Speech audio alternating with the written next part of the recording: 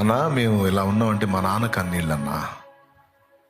మా నాన్న అన్నా రోజు పొద్దున్నే లేచి మాలో ఎవరినో ఒకరిని లేపుతాడన్నా. ఒక్కరు రండి నాతో కలిసి ప్రార్థన చేద్దామంటాడన్నా. నాన్న ప్రార్థన అన్నా, నాన్న కన్నీళ్ళన్నా. చర్చికి వెళ్ళి ఒక బైబిల్ తీసుకుని విశ్వాసలా కనపడతాడు, కానీ ఒక సేవకుడి కంటే ఎక్కువ అన్నా మా నాన్న. అంత లెక్కసరిగా ఉంటాడు, దేవుని అంత భక్తిగా ఉంటాడు, అంత ఇష్టంగా ఉంటాడు.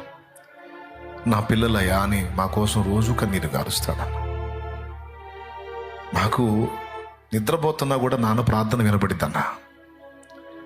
తెల్లవారుజామున అందరూ కోళ్ల అరుపులతో రకరకాల శబ్దాలతో నిద్ర లెగుస్తారు, కానీ మేము నిద్ర ఎట్లా లెగుస్తాం తెలుసా? మా నాన్న విజ్ఞాపన ధ్వనితో నిద్ర లెగుస్తామన్నా.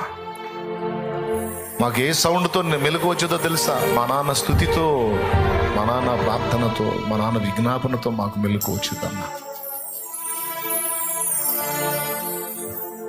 మా నాన్న మా కోసం ప్రార్థన చేస్తాడన్నా.